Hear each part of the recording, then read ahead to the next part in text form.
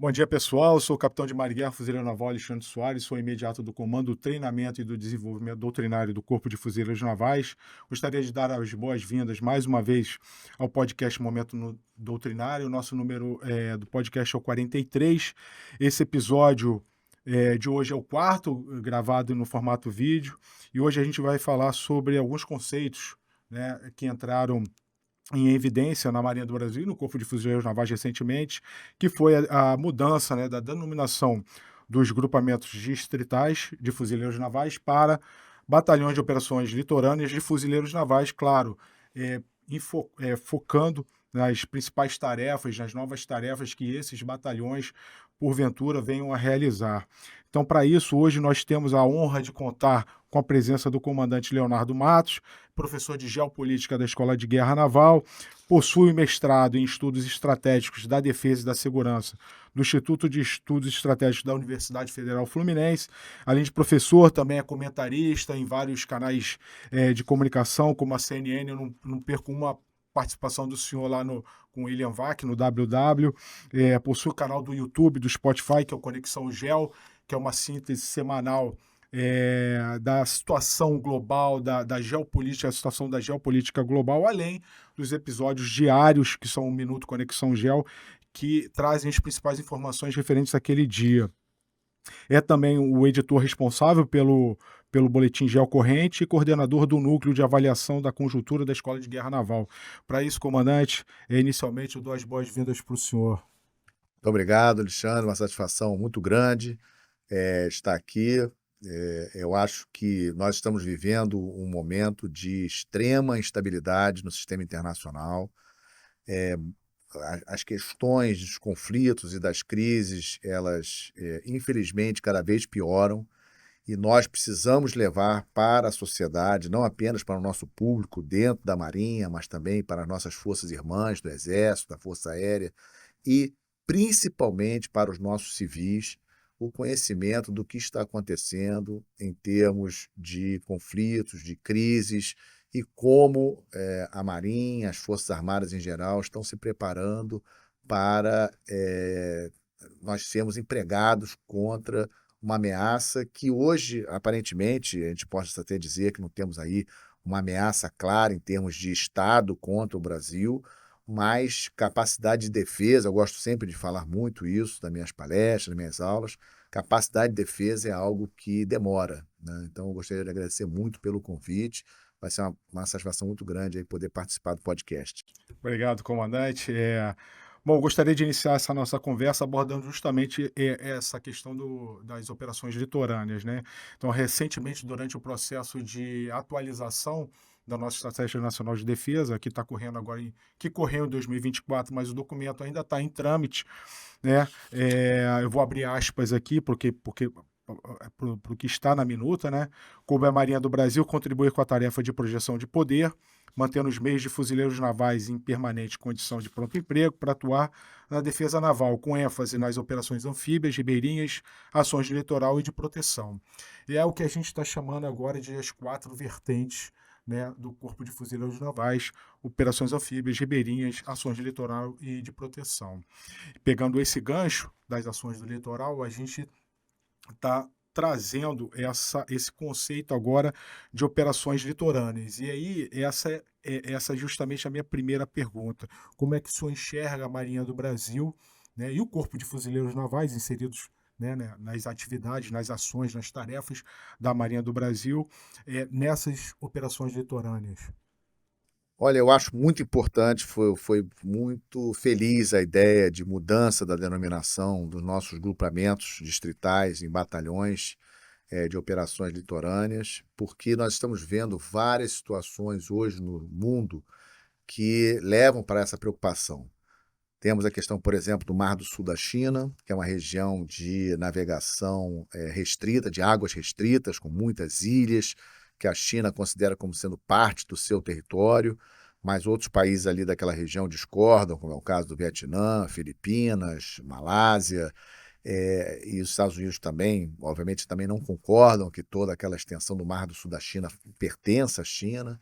Então, são operações em uma área geográfica mais restrita, que faz esse binômio, que tem esse binômio oceano com terra, né, que é justamente onde que as operações de litoral, digamos assim, elas vão atuar. Temos também, não podemos esquecer, que é um grande aprendizado para nós, o conflito da Rússia e da Ucrânia no Mar Negro, também uma área geográfica restrita, em que nós vimos, por exemplo, em 2022, o cruzador Moskva, né, o principal cruzador da esquadra russa do Mar Negro, sendo afundado por um lançamento de míssil justamente do litoral ucraniano. Temos visto a atuação dos drones navais, na minha avaliação, a grande novidade desse conflito, né?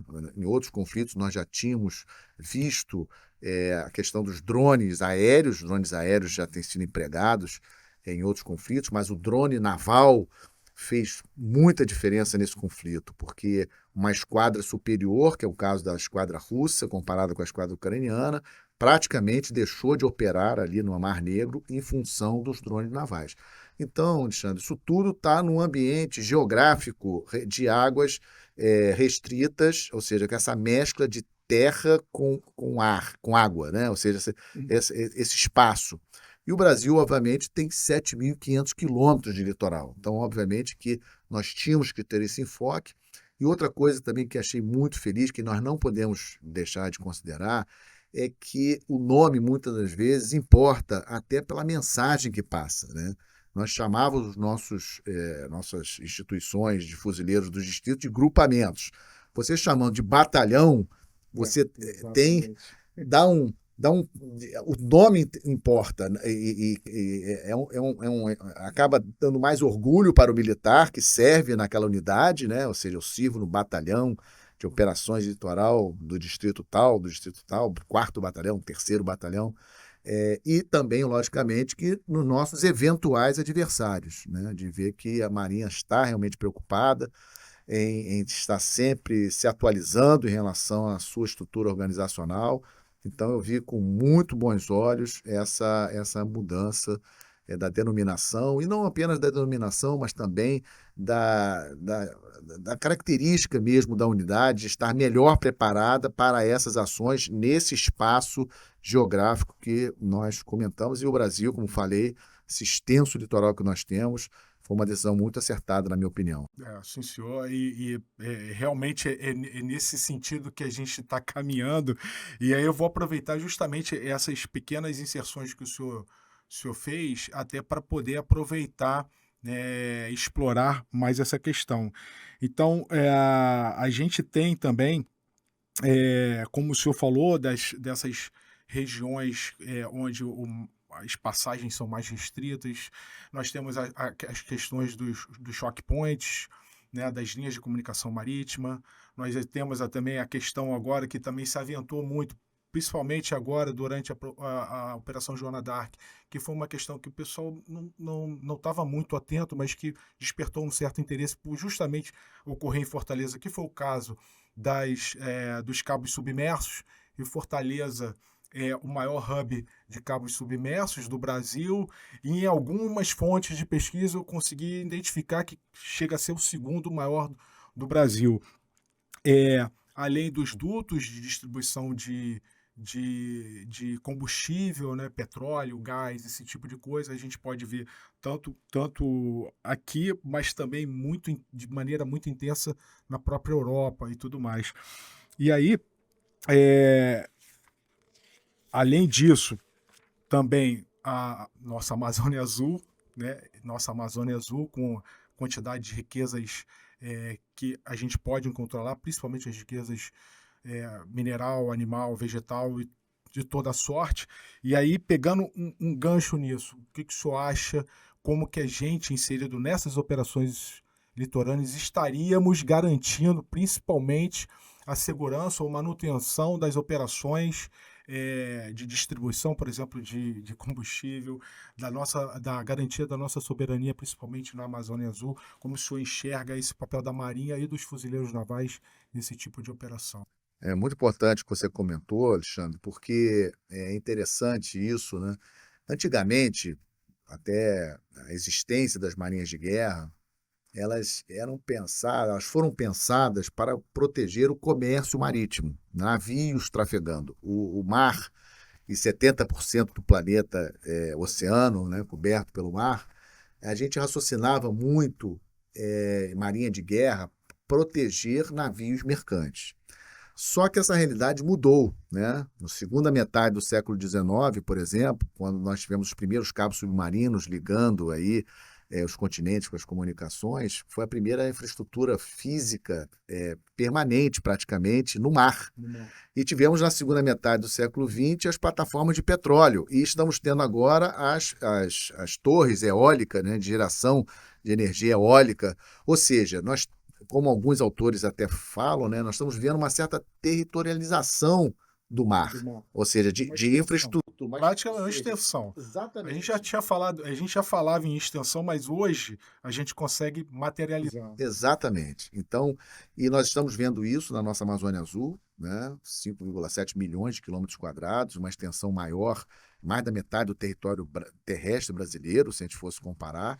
E na nossa Amazônia Azul nós temos aí 95% do petróleo que nós extraímos no Brasil é explorado na Amazônia Azul. E temos os cabos submarinos, como você bem comentou. Fortaleza é o principal hub de chegada de cabos submarinos no Brasil. Também temos cabos submarinos chegando em Salvador, Rio de Janeiro, Santos. Recebi notícia que vamos ter um outro hub para o Rio Grande do Sul em breve.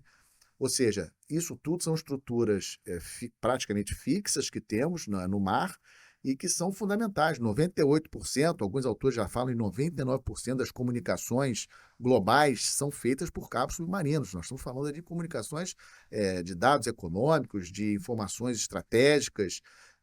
Então, ou seja, e é interessante porque a população, de uma maneira geral, tem no seu imaginário de que as comunicações globais são via satélite, mas isso é errado. As comunicações globais elas são por cabos submarinos e essas infraestruturas estão no mar. E o grande desafio para as Forças Armadas de todos os países que têm litoral é que nós não temos condições de fazer um pelotão, né, de fronteira, né, botar um pelotão no meio do oceano. A gente não tem como construir uma estrutura permanente, né, no oceano para proteger todas as infraestruturas que nós estamos comentando. E você muito bem lembrou, nós tivemos, inclusive durante esse conflito agora, né, entre Rússia e Ucrânia, a sabotagem do gasoduto entre Rússia e Alemanha, o Nord Stream, foi sabotado em 2022, em setembro de 2022, e até hoje não se sabe quem foi. E é uma infraestrutura que estava lá, foi sabotada, logicamente que em função do conflito esse gasoduto não estava sendo mais utilizado, né? A Alemanha parou de comprar gás da Rússia, mas serve muito bem para exemplificar a importância da proteção dessas infraestruturas críticas no mar. Pode ser uma plataforma de petróleo, pode ser um cabo submarino, ou pode ser um gasoduto, oleoduto, alguma coisa nesse sentido. Eu tive a oportunidade, na minha carreira, de comandar um navio patrulha aqui no Rio de Janeiro. E uma das missões que eu mais fazia era justamente patrulha naval, patrulhando as plataformas de petróleo. E eu posso garantir a você, isso aí eu sei porque fiz isso, que é muito difícil. Ou seja, é uma tarefa muito complicada, depende muito do estado do mar. Eu, por diversas vezes, patrulhando Bacia de Campos, Bacia de Santos, vi numa situação difícil, por exemplo, com pesqueiros amarrados efetivamente nas estruturas das plataformas de petróleo, e pela lei, até por questões de segurança, você não pode ter nenhuma embarcação a menos de 500 metros das nossas plataformas. Você imagina a quantidade de plataformas de petróleo que nós hoje temos no nossa Amazônia Azul, e essa situação vai ficar ainda mais complexa com a exploração da margem equatorial lá em cima, ou seja, isso vai demandar da Marinha um aumento da sua infraestrutura, da sua capacidade de estar presente, de realizar patrulha naval nas áreas respectivas do 3º e do 4º Distrito Naval.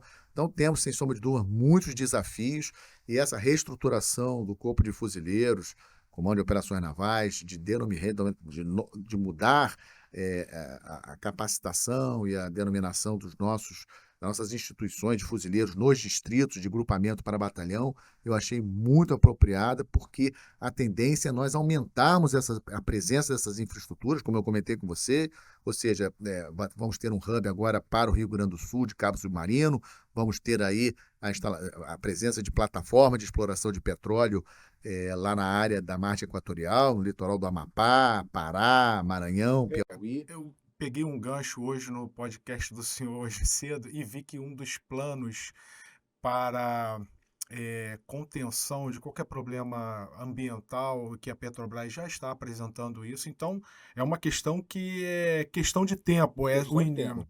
Questão de tempo. E aí eu tenho incentivado muito minhas palestras, que tenho feito em alguns distritos, que realmente nós precisamos acelerar a nossa capacitação, não apenas com os meios distritais, mas até mesmo para apoiar os meios aqui do Rio de Janeiro. Nós sabemos que nós temos na minha avaliação, uma certa limitação operacional de termos a nossa esquadra e a nossa força de fuzileiros da esquadra concentrada no Rio de Janeiro. Por isso também que eu defendo muito da importância de, em algum momento, nós termos a segunda esquadra, termos a segunda força de fuzileiros da esquadra lá na região norte. É um projeto que estava em desenvolvimento ali nos anos 2010, 2011, e que, infelizmente, por questões orçamentárias, parou, mas não está esquecido. A Marinha sabe dessa necessidade e é só olhar o mapa do Brasil, só olhar a extensão do nosso litoral para ver a necessidade de nós termos desdobrado a nossa capacidade operacional também na região norte. Por isso que vejo como sendo muito importante a criação não apenas da segunda esquadra, mas também da segunda força de fuzileiros da esquadra ali na região norte, provavelmente ali na Baía de São Marcos, num terreno que a Marinha já conseguiu junto ao Exército Brasileiro. Eu sei que hoje, com todas as restrições orçamentárias, parece algo distante de nós conseguirmos, mas nós não podemos esquecer que precisamos ter essa melhor distribuição do poder combatente da nossa Marinha, especificamente, pela nossa Amazônia Azul. Não podemos ficar tão concentrados aqui na área do Rio de Janeiro, porque, como nós comentamos, né, com a exploração da margem equatorial, vamos ter uma maior presença, não apenas das próprias plataformas explorando petróleo lá, mas também de embarcações de apoio a essas plataformas. Então, isso, infelizmente, às vezes também traz problemas. Aquela região vai, graças a Deus, vai se enriquecer com royalties do petróleo. Isso, infelizmente, também traz uma hora, digamos assim, um maior interesse da criminalidade, né, de ter ali um maior número de eventos aí. Sim. Então, isso aí é muito perigoso, nós temos que ter uma presença maior naquela região. E pegando esse gancho, mais uma vez, aproveitando o que o senhor explicou agora, como é que o senhor enxerga a preocupação, eu digo, do próprio Estado brasileiro em poder incrementar, ampliar seu poder de defesa? É claro que são várias, né? Essa pergunta é bastante ampla, mas eu gostaria só de da gente focar na Marinha, porque, né, já dizia o velho sábio que esquadras não se improvisam. A gente leva de muito tempo para poder desenvolver um poder bélico, poder de defesa, não só o poder material, né, aquele poder que a gente consegue observar, mas o próprio poder de dissuasão, por exemplo, de deterrência, ou seja, de criar uma própria imagem, né, para o Brasil como possível, né, muito possível líder regional, criar essa imagem realmente de um país com um poder de defesa considerável que possa garantir, por exemplo, esse tipo de autonomia e essa nossa soberania. Então, como é que o senhor vê essa questão da ampliação e do incremento do nosso poder naval? Como nós tínhamos comentado, né, nós não temos nenhuma ameaça clara, né, nós devemos estar focados em capacidades. E aí, nesse caso, a capacidade que nós temos que ter é de negação do uso do mar, primariamente. Logicamente, nós temos outras questões importantes, mas eu acho que essa questão da negação do uso do mar é a primária, é a mais importante. Por isso que o projeto mais importante da Marinha do Brasil, e eu diria que do Brasil em termos de defesa, é o programa do submarino de propulsão nuclear.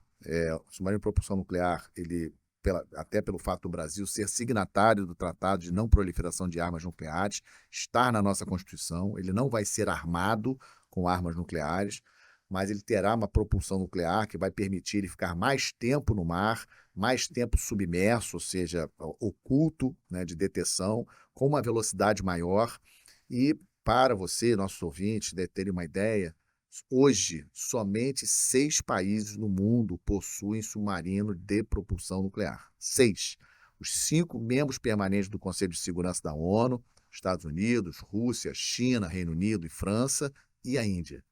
Então, o Brasil ele vai entrar num clube seleto.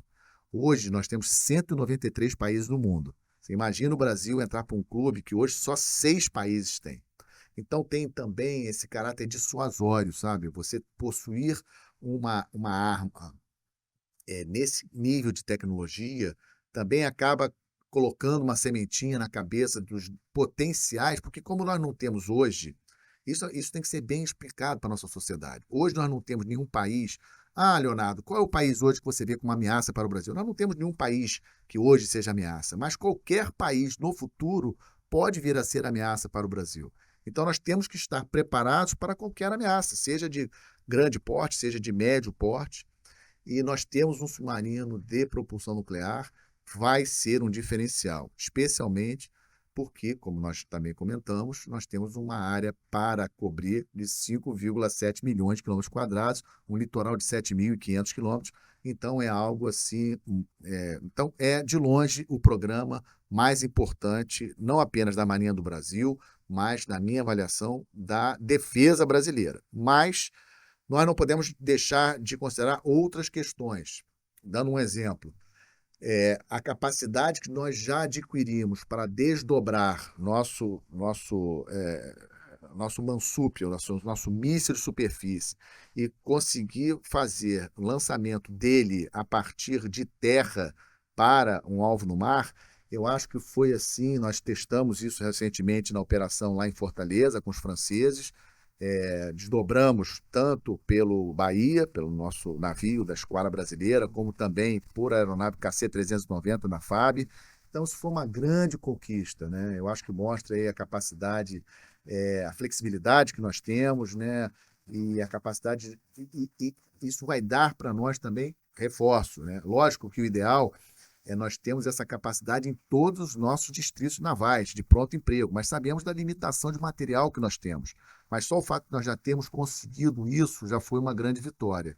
E aproveito o gancho para falando dessa questão material, da importância de nós conscientizarmos a nossa sociedade de que qualquer país grande precisa ter uma indústria de defesa grande, né? Nós não podemos nos basear e depender tanto da indústria de defesa externa, de empresas de outros países. Nós precisamos desenvolver, incentivar, termos indústrias no Brasil de defesa para que, no caso de conflitos, e eu sempre cito o caso histórico das Malvinas, né, em 1982, no conflito Argentina contra o Reino Unido, quando a Argentina precisou comprar mais mísseis Exocet, que eram os mísseis mais importantes usados pelas aeronaves argentinas para atacar os navios ingleses, a França, que era dona do míssil, não vendeu porque a França é um país da OTAN, como é o Reino Unido.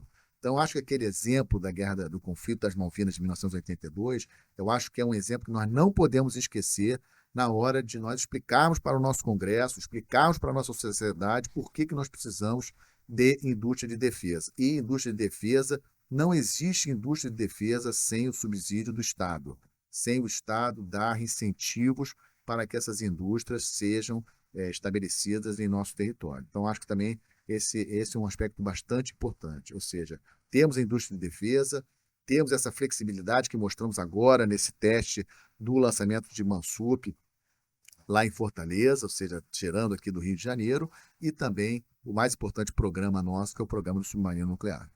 Tá. É bastante interessante mesmo essa questão, porque como a gente não tem assim uma variedade de meios muito grande, mas só essa capacidade de desdobrar um míssil aqui, lá em Fortaleza, por meio marítimo ou até por meio aéreo, isso causa, assim, e é o que eu tinha falado com o senhor anteriormente, é a mensagem que a gente passa, né, para os demais, essa questão da dissuasão, é a mensagem que a gente passa para os demais, sabendo que, olha, eles têm o Mansup e eles podem. Ah, não, mas o Mansup fica no Rio de Janeiro. Não, mas eles podem desdobrar em Fortaleza ou em Exatamente, qualquer outro estado, exatamente. o estado brasileiro.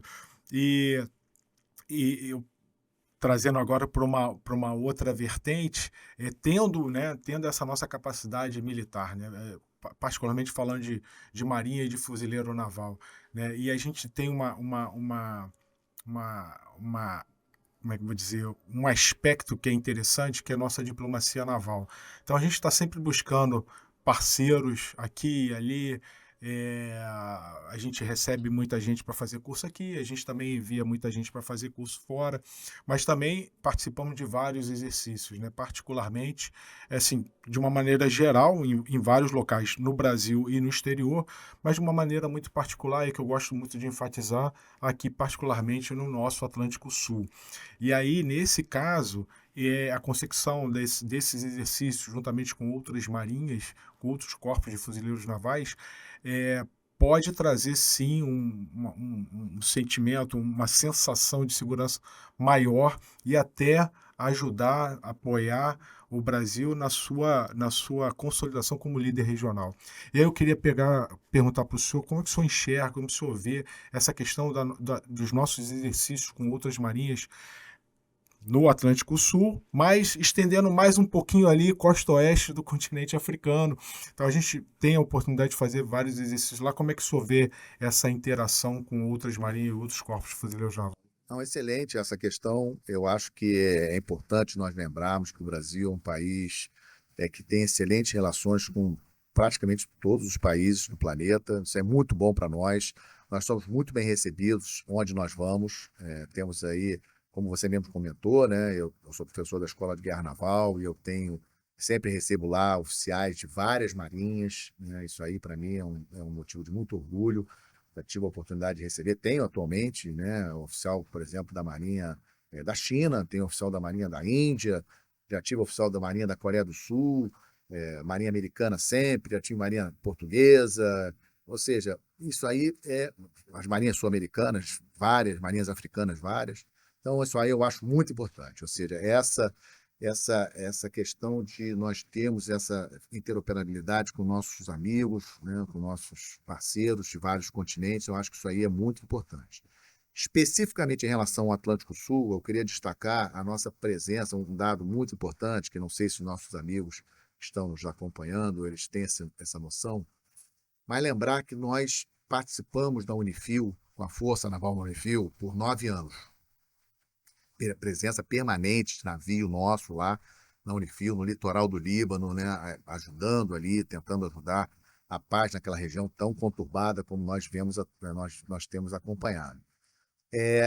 Só que o nosso entorno estratégico é aqui, né? O nosso entorno estratégico é América do Sul, é Atlântico Sul, costa ocidental da África e Antártica. E uma decisão correta do governo brasileiro, em função das restrições orçamentárias que temos, nós resolvemos deixar a nossa presença lá no litoral do Líbano, na Unifil, e trazermos essa fragata para estar presente aqui no Atlântico Sul. E exatamente isso possibilitou que nós criássemos uma operação que, inclusive, está em andamento, que é a Operação Guinex. Nós estamos com a 5ª Guinex em andamento, com a fragata defensora.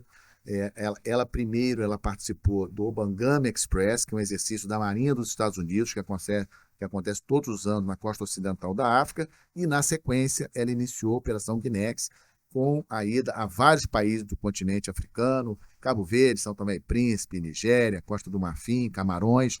Então, uma oportunidade de nós treinarmos com as marinhas desses países, muito importante para nós, porque, como nós vimos, o Atlântico Sul é entorno estratégico brasileiro, é onde nós temos aí 95% do comércio exterior brasileiro passa pelo Atlântico Sul, né, obviamente, saindo e entrando nos nossos portos. Então, tudo que acontece no Atlântico Sul é importante para nós, e nós temos do outro lado, digamos assim, do Atlântico Sul, ou seja, na costa ocidental africana, primeiro um conhecimento operacional, conhecer o ambiente operacional, né, da costa ocidental africana, que isso está sendo proporcionado por essas viagens que nós temos feito, mas principalmente, isso aí que eu acho que é o mais importante, é aumentarmos os laços de confiança mútua com os países daquela região.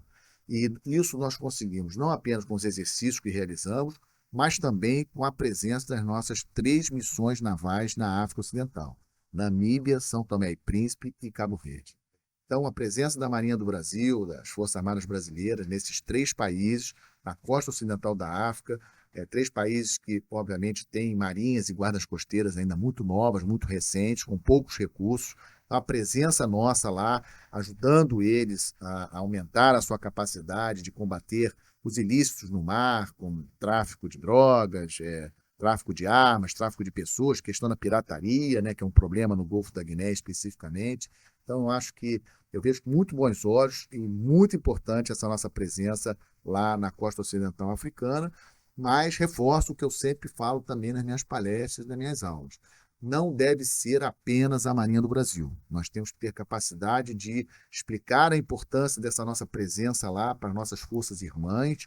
Eu tenho procurado fazer isso sempre que falo com elas, né, nas palestras que faço, tanto no Exército Brasileiro como na Força Aérea Brasileira, da importância das nossas forças irmãs entenderem por que nós estamos lá e incentivar as outras expressões do poder nacional, especialmente as expressões econômicas, as empresas brasileiras, aproveitarem a presença da Marinha do Brasil lá para também aumentarem sua relação comercial com esse país. Eu acho que seria um ganha-ganha, digamos assim, né? Os dois lados sairiam lucrando, porque nós não temos nenhum problema geopolítico com os nossos vizinhos africanos, somos muito bem recebidos lá, então acho que seria um ganho muito grande, não apenas a continuação da presença da Marinha lá, mas também das demais Forças Armadas brasileiras e também da expressão econômica do poder nacional.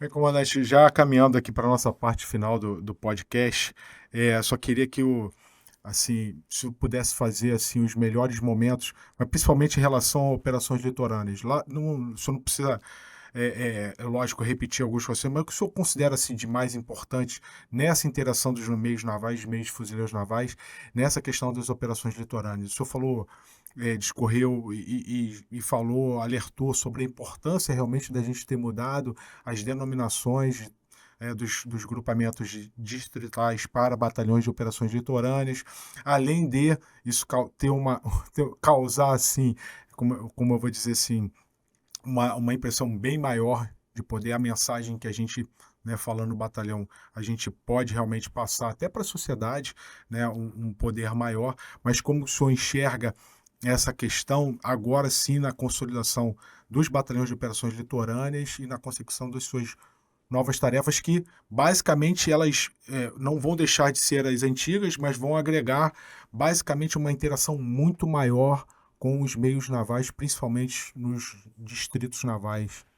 Olha, os desafios são muito grandes, obviamente, né? Eu talvez pudesse começar com, primeiro, a questão das operações interagências. Eu acho que é algo que nós também precisamos investir, né? Melhorar, capacitando melhor, talvez, os nossos militares nesse tipo de operação, para entender melhor também as demais instituições, né? Porque, obviamente, nessas ações de litoral, eventualmente nós precisamos do apoio da Polícia Federal, precisamos do apoio de outros órgãos, e nós, em geral, nós conhecemos pouco de como que esses órgãos Até a funcionam. própria cultura organizacional já Cultura não é organizacional, aquele então eu acho que nós precisamos inserir, talvez até nos modos dos nossos cursos, alguma coisa sobre operações interagência, né? Melhor preparar. Nós já temos participado dessas operações no âmbito do Ministério da Defesa, mas eu acho que talvez falte alguma coisa na parte de formação mesmo dos nossos militares, para que os nossos militares possam estar melhor preparados para esse tipo de operação. Então, quando nós falamos de operação de litoral, eu acho que operações interagências dialogam muito com isso. Então, nós entendermos melhor, conhecermos melhor as estruturas dessas agências, dessas instituições, eu acho que é uma primeira preocupação. A segunda é nós incrementarmos esse tipo de treinamento que nós fizemos recentemente lá em Fortaleza, para os outros distritos. Ou seja, nós temos também um programa para podermos deslocar a nossa capacidade, né, de lançamento do Mansup para outras posições do litoral brasileiro, para que os distritos possam também pensar até nisso mesmo, né, onde que eu posicionaria exatamente, onde que eu vou Aquecer a colocar? musculatura ali para poder Exato, receber se eu essa receber capacidade. essa capacidade, onde que eu vou posicionar? Qual é o ponto, digamos assim, do meu litoral que eu vou posicionar essa capacidade para eu lançar esse míssil de Mansup, etc, né? Então, acho que isso também seria importante. E me preocupa demais ainda uma relativa fragilidade das nossas ilhas oceânicas, né? Eu acho que tanto Trindade como Fernando de Noronha precisavam ter uma atenção especial com relação a instalações de capacidade de defesa, né? Quando a gente vê Trindade, que não tem nenhum cais para o navio atracar, por exemplo, né?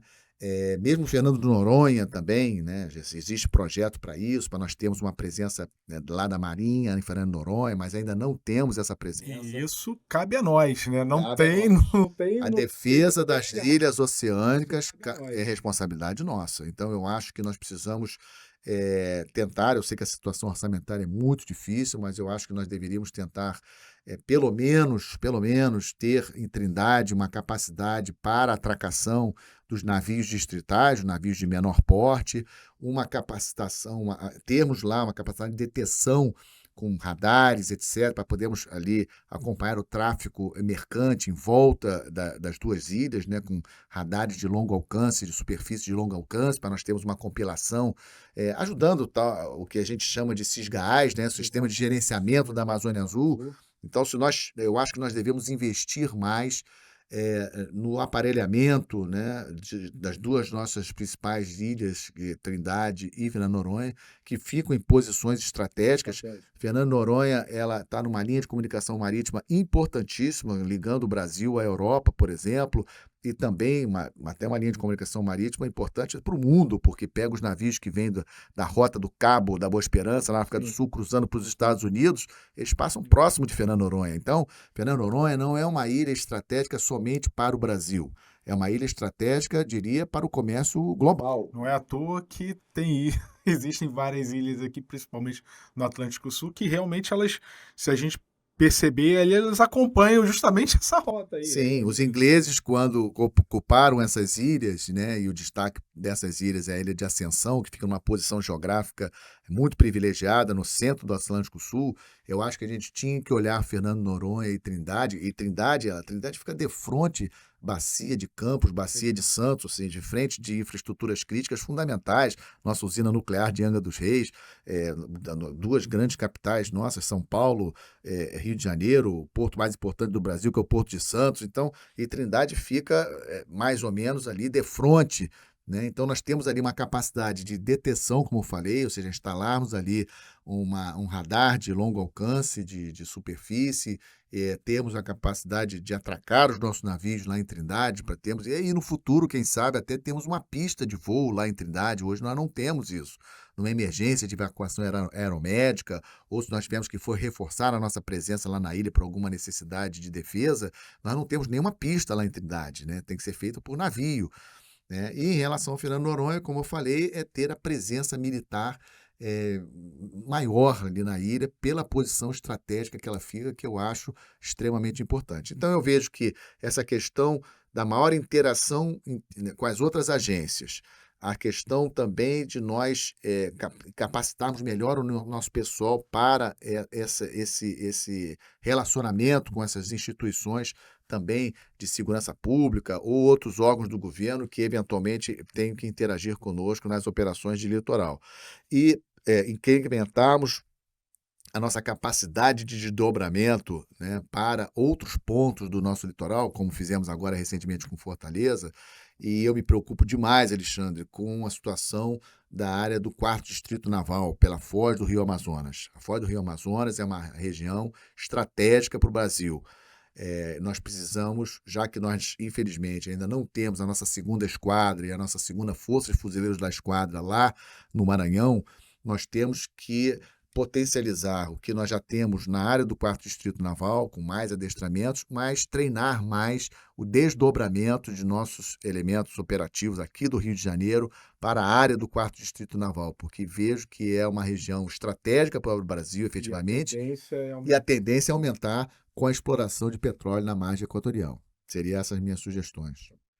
Comandante, eu queria deixar a palavra aberta para o senhor quiser abordar um outro assunto que o senhor, de repente, por conta das minhas perguntas, não conseguiu abordar, mas eu queria deixar livre para o senhor fazer as considerações finais do senhor do nosso podcast. Muito obrigado. Eu gostaria de endereçar diretamente a vocês que estão nos escutando essa mensagem final. O Brasil, graças a Deus, não tem ameaças claras, não tem nenhum país que nos ameace diretamente atualmente, mas o Brasil não é um país qualquer. Nós somos a grande potência econômica e militar da América do Sul.